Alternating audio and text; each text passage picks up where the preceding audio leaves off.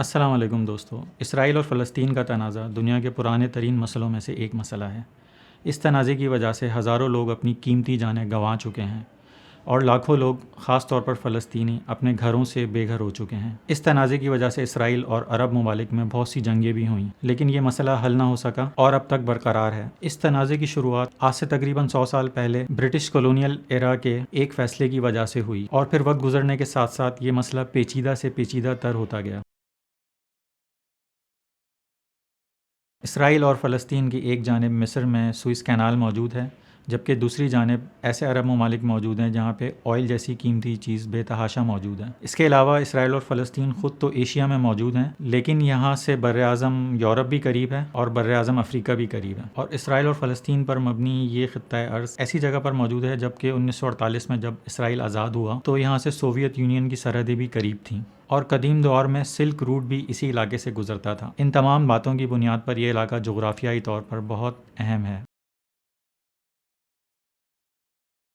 اور مذہبی لحاظ سے یہ خطہ مسلمانوں کے لیے، کرسچنز کے لیے اور یہودیوں کے لیے بہت زیادہ اہمیت رکھتا ہے۔ دنیا کے سب سے بڑے مذہب کرسچینٹی کی ابتدا یہیں سے ہوئی، اور اس سے پہلے کے دور میں جوڈائزم یعنی یہودی مذہب کی ابتدا بھی یہیں سے ہوئی۔ فلسطین کا ایک شہر یروشلم، جس کو اسرائیل اب اپنا دارالخلافہ کہتا ہے، یروشلم میں یہودیوں کے، مسلمانوں کے اور کرسچنز کے مقدس ترین مذہبی مقامات موجود ہیں۔ یروشلم میں ٹیمپل ماؤنٹ یا حرم الشریف کا علاقہ موجود ہے، جس کی ویسٹ وال پر یہودی اپنی عبادت کرتے ہیں۔ ٹیمپل ماؤنٹ پر ہی مسجد اقصی موجود ہے، جو کہ مسلمانوں کا قبلہ اول ہے۔ پھر یروشلم میں ہی وہ چرچ موجود ہے جہاں پر کرسچنز کے مطابق جیسس کرائسٹ کو کروسیفائی کیا گیا، پھر ان کو وہاں پہ دفنایا گیا اور وہ وہیں سے زندہ ہو کے آسمانوں کی طرف چلے گئے۔ ان تمام باتوں کی وجہ سے یہ خطہ مذہبی لحاظ سے دنیا کا ایک اہم ترین خطہ ہے۔ اس ویڈیو میں ہم اس تنازع کو سمجھنے کی کوشش کریں گے، اور اس تنازع کو زیادہ بہتر طریقے سے سمجھنے کے لیے ہم اس پورے خطے کو، جہاں پر فلسطین اور اسرائیل آباد ہیں، اس کی تاریخ پر ایک مختصر نظر ڈالیں گے کہ پری ہسٹورک یا اسٹون ایج سے لے کے آج تک کے دور تک اس خطے کے اندر کون کون سے اہم واقعات رونما ہوئے ہیں۔ قدیم زمانے میں اس علاقے کو کنعان کے نام سے جانا جاتا تھا۔ کنعان ایک زرخیز سرزمین تھی جہاں پر میٹل بھی موجود تھا۔ موجودہ دور میں کنعان کو ایک ہسٹوریکل ریجن کے طور پر دیکھا جاتا ہے، جو کہ لبنان، سیریا، جارڈن، اسرائیل اور فلسطین کے علاقوں پر مشتمل تھا۔ کنعان کا تذکرہ بائبل میں بھی موجود ہے، جہاں پر اس کو پرومسڈ لینڈ کہا گیا ہے۔ بائبل کے مطابق کنعان ایسا علاقہ تھا جس کا خدا نے حضرت ابراہیم علیہ السلام اور ان کی آنے والی نسلوں کو دینے کا وعدہ کیا تھا۔ انسانی تاریخ میں کنعان کی تہذیب دنیا کی پرانی ترین تہذیبوں میں سے ایک ہے۔ یہاں کا کلچر بہت ڈائیورسیفائڈ اور بہت رچ تھا۔ کنعان کے رہنے والے دنیا کے ایسے اولین لوگ تھے جنہوں نے اپنی زبان کے لیے الفابیٹ سسٹم ایجاد کیا۔ بعد میں اس الفابیٹ سسٹم کو دنیا کی مشہور ترین تہذیبوں اور زبانوں نے اپنایا، جیسا کہ گریک، لیٹن، عربک اور ہیبرو لینگویجز۔ ویسے تو انسانی آبادی کنعان میں اسٹون ایج سے موجود تھی، لیکن سن 2000 BC تک آتے آتے کنعان میں چھوٹی چھوٹی سویلائزڈ شہری ریاستیں قائم ہونا شروع ہوئیں، جن پر لوکل کینانائٹس رول کرتے تھے۔ سن 2000 BC سے لے کر 1550 BC تک کنعان پر یہاں کے لوکل لوگوں نے حکومت کی۔ اس کے بعد 1550 BC میں یہ علاقہ ایجپشنز کے قبضے میں آ گیا، اور ایجپشنز نے اس علاقے میں 1069 BC تک حکومت کی، یعنی تقریباً 500 سال، جبکہ کنعان پر ایجپشنز کی حکومت تھی۔ اسی دوران میں کم و بیش 1445 BC میں موسیس یا حضرت موسیٰ علیہ السلام نے اپنی قوم کے ساتھ ریڈ سی کو عبور کیا، اور موسیس اور ان کی قوم کنعان کے ایریا کی تلاش میں سرگرداں ہو گئے۔ ماہرین کے مطابق لگ بھگ 1208 BC میں کنعان کے علاقے میں اسرائیلی کلچر اسٹیبلش ہونا شروع ہوا۔ اسرائیل یا اسرائیل حضرت یعقوب علیہ السلام کا لقب ہے، جو قرآن پاک کے مطابق اللہ تعالیٰ کے ایک نبی ہیں۔ اسرائیلی قوم انہی کی اولادوں میں سے ہے۔ لگ بھگ 1047 BC سے لے کر 930 BC تک کا زمانہ یونائٹڈ کنگڈم آف اسرائیل کا زمانہ کہلاتا ہے، یعنی اس زمانے میں اس علاقے میں یہودیوں کی ایک ریاست اور ایک منظم حکومت قائم تھی۔ یہودیوں کی حکومت کے اس دور میں 1008 BC سے لے کر 930 BC تک کا وہ زمانہ ہے جس میں حضرت داؤد علیہ السلام اور پھر ان کے بیٹے حضرت سلیمان علیہ السلام اس حکومت کے بادشاہ رہے۔ حضرت سلیمان علیہ السلام نے اپنی دور حکومت میں لگ بھگ 957 BC میں ایک ٹیمپل بنوایا، جس کو ہیکل سلیمانی کہا جاتا ہے، یا جس کو فرسٹ ٹیمپل کے نام سے یاد کیا جاتا ہے۔ لگ بھگ 930 BC میں کنگ سولومن کی ڈیتھ کے بعد یونائٹڈ کنگڈم آف اسرائیل دو حصوں میں بٹ گئی۔ ایک حصے کا نام تھا کنگڈم آف اسرائیل، جس کا کیپٹل تھا سماریا، جبکہ دوسرے حصے کا نام تھا کنگڈم آف جودا جس کا دارالحکومت تھا یروشلم۔ اسیرین قوم نے 720 BC کے اندر اس علاقے پر حملہ کر کے اس علاقے پر قبضہ کر لیا، کنگڈم آف اسرائیل کو ختم کر دیا، جبکہ کنگڈم آف جوڈا ان کی سب آرڈینیٹ کنگڈم بن گئی۔ اسیرینز نے اس علاقے پر تقریباً 100 سال تک حکومت کی۔ اس کے بعد بیبیلونینز نے کنعان کے علاقے پر اپنی حکومت قائم کی۔ بیبیلونینز نے تقریباً 586 BC میں یروشلم کو فتح کیا، ٹیمپل آف سولومن کو تباہ و برباد کر دیا اور جوئش لیڈرشپ کو ملک بدر کر دیا۔ 516 BC میں پرشینز نے اس علاقے پر حملہ کیا اور بیبیلونینز کو شکست دی۔ پرشینز نے ٹیمپل آف سولومن کو دوبارہ تعمیر کیا جو کہ سیکنڈ ٹیمپل کے نام سے جانا جاتا ہے۔ پرشینز نے لگ بھگ 331 BC تک اس علاقے پر حکومت کی۔ اس کے بعد الیگزینڈر دی گریٹ نے اس علاقے کو فتح کیا، پھر اس کے جرنیلز کی حکومت اس علاقے پر 63 BC تک قائم رہی۔ پھر 63 BC میں رومنز نے اس علاقے پر اپنی حکومت قائم کی جو کہ 636 CE تک قائم رہی۔ جیسس کرائسٹ کے بارے میں کہا جاتا ہے کہ وہ 6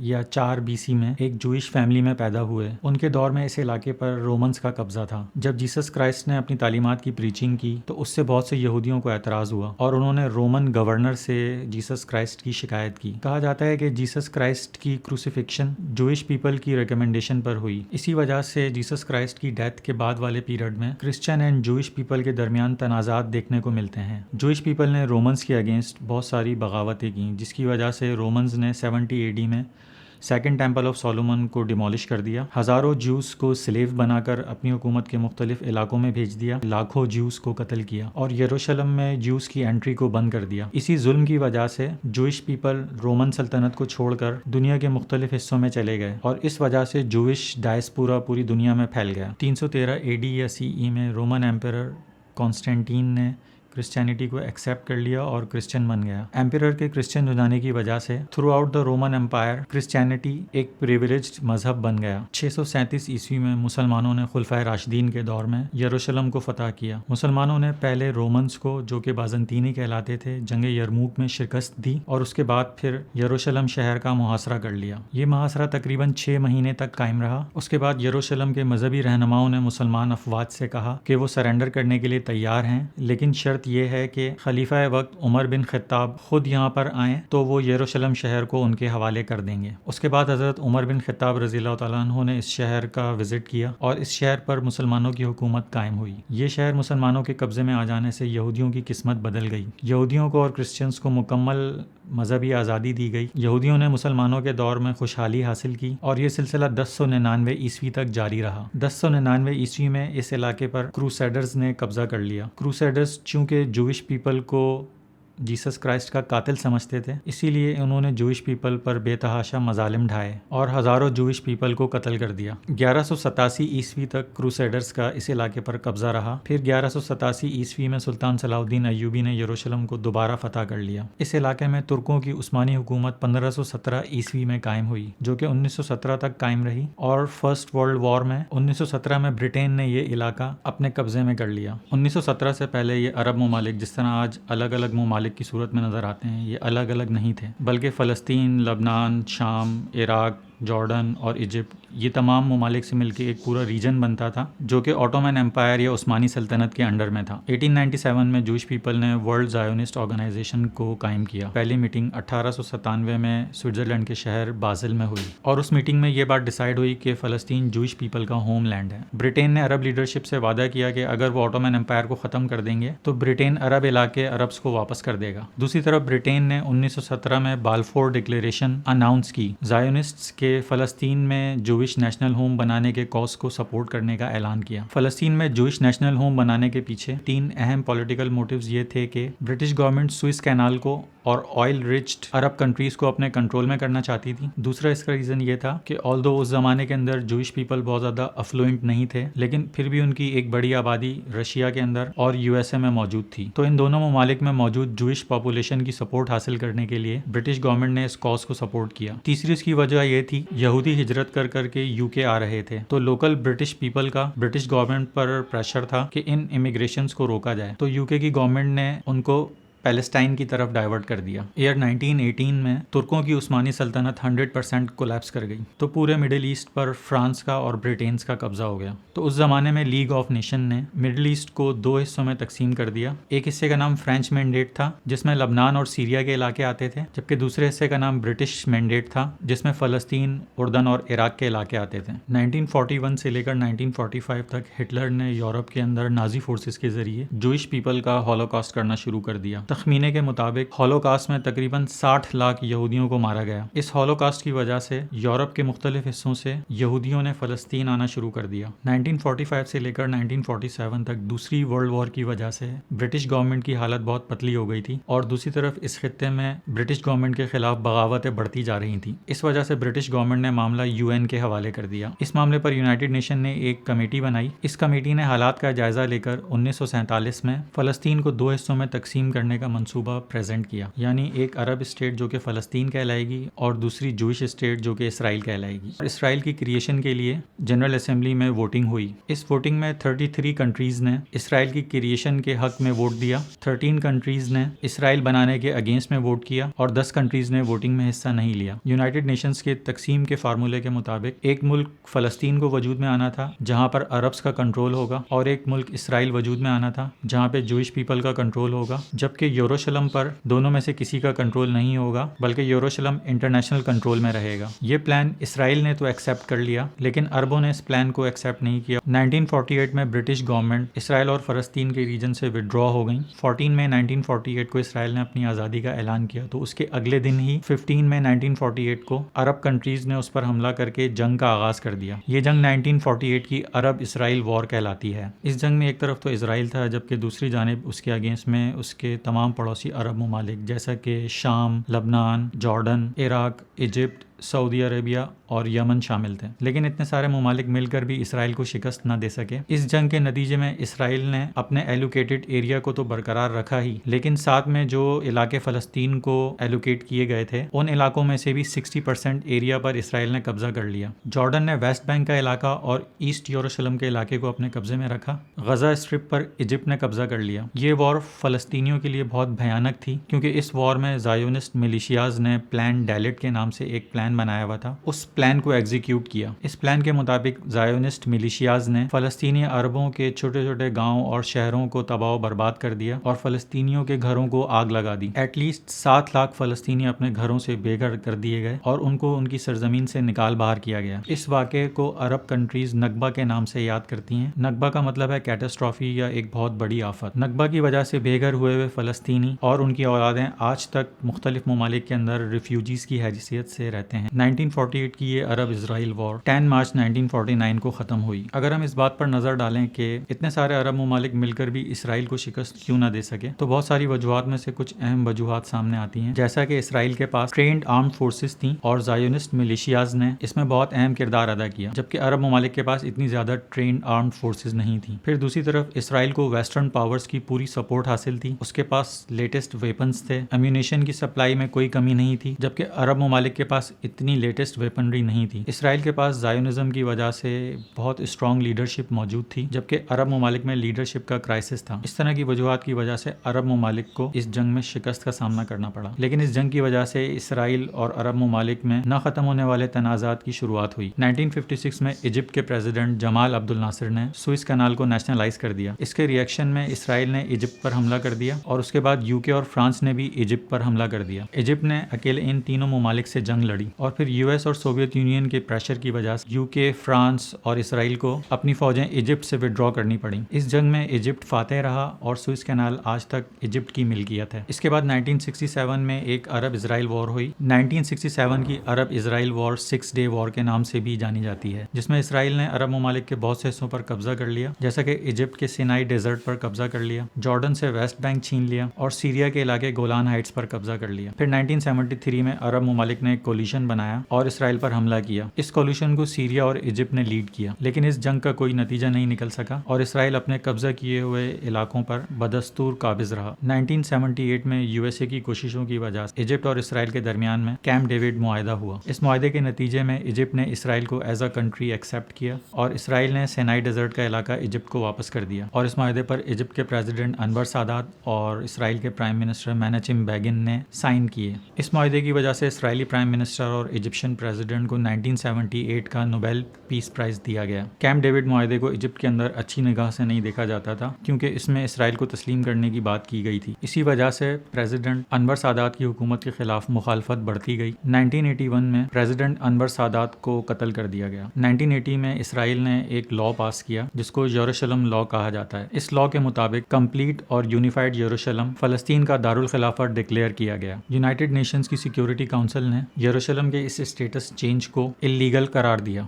1982 میں اسرائیل نے لبنان پر حملہ کر دیا۔ یہ حملہ اس نے پیلسٹینین لبریشن آرگنائزیشن کو روکنے کے لیے کیا جس کا زور لبنان میں بڑھتا جا رہا تھا۔ 1982 میں اسرائیل کے لبنان پر حملہ کرنے کی وجہ سے حزب اللہ کا قیام عمل میں آیا۔ حزب اللہ لبنان کی ایک پولیٹیکل پارٹی ہے جس کا ایک ملیٹنٹ ونگ بھی ہے۔ 1987 میں فلسطین میں حماس قائم ہوئی۔ حماس ایکرونیم ہے حرکت المقومہ الاسلامیہ یعنی اسلامک ریزسٹنس موومنٹ۔ 1987 میں اسرائیلیوں کے بڑھتے ہوئے قبضے کی وجہ سے فرسٹ انتفاضہ شروع ہوا۔ انتفاضہ کا مطلب ہے لیجیٹیمیٹ اپرائزنگ۔ اسرائیل دن بدن اپنے اس قبضے کو سیٹلمنٹس کے ذریعے بڑھاتا جا رہا تھا، یعنی عرب فلسطین کے علاقوں میں یہودیوں کو آباد کراتا جا رہا تھا۔ اس انتفاضہ کے دوران میں فلسطینیوں نے سول ڈس اوبیڈینس کی، اسرائیل کے اگینسٹ میں بہت سارے مظاہرے کیے، اسٹرائکس کی اور آرمڈ ریزسٹنس کا مظاہرہ کیا۔ اس انتفاضہ کے دوران میں ہزاروں فلسطینی شہید ہوئے اور بہت سے فلسطینیوں کو گرفتار کر لیا گیا۔ پیلسٹینین لبریشن آرگنائزیشن نے اس انتفاضہ کی ڈائریکشن کو ضرورت کے مطابق موڑا اور پی ایل او نے ہی اس انتفاضہ کی وجہ سے انٹرنیشنل سپورٹ حاصل کرنے کی کوشش کی۔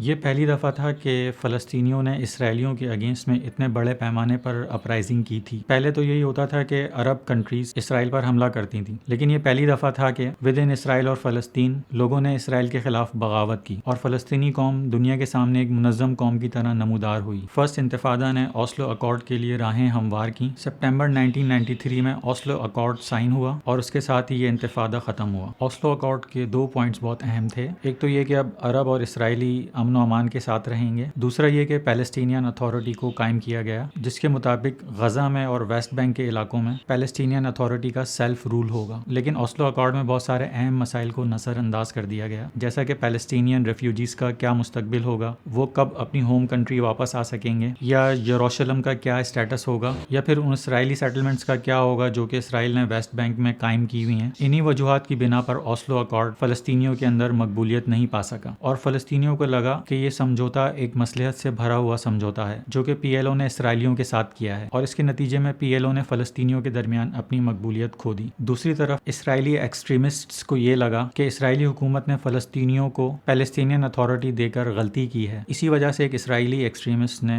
اسرائیل کے پرائم منسٹر یtzhak رابن کو اسیسینیٹ کر دیا۔ اوسلو اکارڈ کے باوجود اسرائیل نے اپنی فوجیں فلسطینین اتھارٹی کی حدود سے نہیں نکالی اور فلسطینین اتھارٹی کی حدود میں اپنی سیٹلمنٹس کا سلسلہ برقرار رکھا، یہاں تک کہ سن 2000 میں فلسطینیوں نے سیکنڈ انتفاضہ شروع کیا۔ دوسرا انتفاضہ اس وقت شروع ہوا جب اسرائیل کے ایک فوجی جرنیل اور پولیٹیشین ایریل شیرون نے ٹیمپل ماؤنٹ کا دورہ کیا۔ اسرائیلی فورسز نے سیکنڈ انتفاضہ کو روکنے کے لیے گنوں کا، ٹینکوں کا اور ایئر اسٹرائکس کا استعمال کیا، جبکہ فلسطینیوں نے سوسائڈ بامبنگ، راکٹ اٹیکس اور پتھروں کے ذریعے اسرائیلی فورسز پر حملے کیے۔ سیکنڈ انتفاضہ کی وجہ سے اسرائیلیوں نے ویسٹ بینک میں اپنی سیٹلمنٹس کے گرد دیواریں کھڑی کی اور بیریئرز لگا دیے، لیکن ساتھ ساتھ اسرائیلی فورسز کو 2005 میں غزہ کو مکمل طور پر خالی کرنا پڑا۔ سن 2006 میں پیلسٹینین اتھارٹی کے اندر الیکشنز ہوئے اور ان الیکشنز کے اندر حماس نے بھاری اکثریت کے ساتھ کامیابی حاصل کی۔ سن 2006 میں حماس نے پیلسٹینین اتھارٹی میں اپنی حکومت بنائی اور اسماعیل ہانیہ پرائم منسٹر بنے، لیکن جون 2007 میں قریباً ایک سال کے عرصے میں فلسطینی صدر محمود عباس نے اسماعیل ہانیہ کو ان کے آفس سے برطرف کر دیا، لیکن اسماعیل ہانیہ نے فلسطینی پریزیڈنٹ پریزیڈنٹ کا یہ فیصلہ قبول نہیں کیا اور ویسٹ بینک کے علاقے کو چھوڑ کر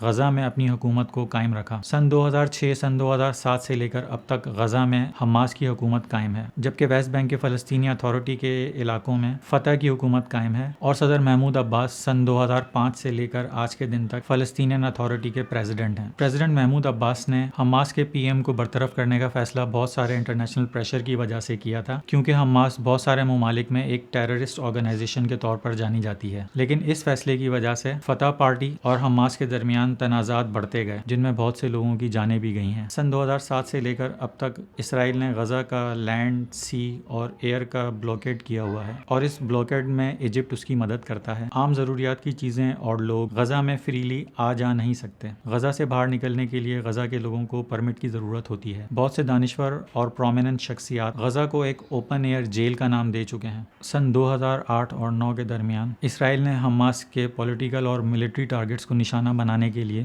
غزہ پر حملہ کیا۔ اسی طرح کا ایک اور آپریشن اسرائیل نے سن 2014 میں حماس کے خلاف شروع کیا، جس میں غزہ پر ملٹیپل ایئر اسٹرائکس کی گئیں۔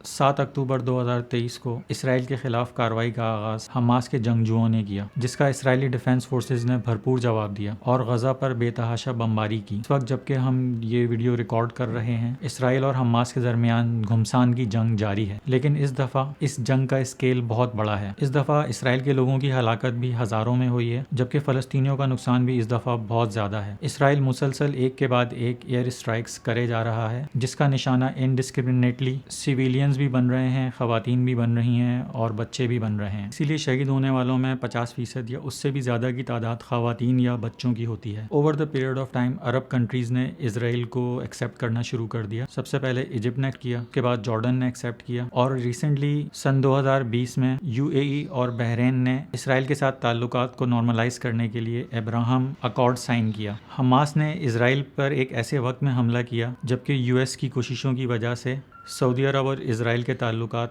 بہتر سے بہتر ہوتے جا رہے تھے، اور قریب تھا کہ سعودی عرب بھی اسرائیل کو ایک لیجیٹیمیٹ کنٹری کے طور پر ایکسیپٹ کر لے۔ حماس کے اس حملے کی وجہ سے اور اسرائیل کے بروٹل رسپانس کی وجہ سے سعودی عرب نے اسرائیل سے ہونے والی ساری بات چیت ختم کر دی۔ آج کے دور میں سن 2023 میں اقوام متحدہ کے مطابق 5.3 ملین یعنی کہ 53 لاکھ فلسطینی ایز اے ریفیوجی دوسری کنٹریز میں اور ود ان فلسطینین ٹیریٹریز اپنی زندگیاں گزار رہے ہیں۔ فلسطینی علاقوں میں یونائٹڈ نیشنز کے تعین شدہ ہیومن رائٹس کونسلر نے اسرائیلی حکومت کو ایک اپارتھائڈ حکومت قرار دیا ہے، جو کہ فلسطینیوں کے گھروں کو مسمار کر دیتی ہے اور اپنی سیٹلمنٹ کے ایکسپینشن کے لیے فلسطینیوں کی زمینوں پر قبضہ کر لیتی ہے۔ یونائٹڈ نیشنز کے ریپرزینٹیٹیوز کے مطابق اسرائیل کی سیٹلمنٹ کی ایکٹیویٹیز انٹرنیشنل لاز کی کھلم کھلا خلاف ورزیاں ہیں۔ سن 2015 سے لے کر آج تک یونائٹڈ نیشنز نے تقریباً 140 قراردادیں منظور کی ہیں، جس میں اسرائیل کو اس کے فلسطینیوں کے خلاف رویے کی وجہ سے کرٹیسائز کیا گیا ہے۔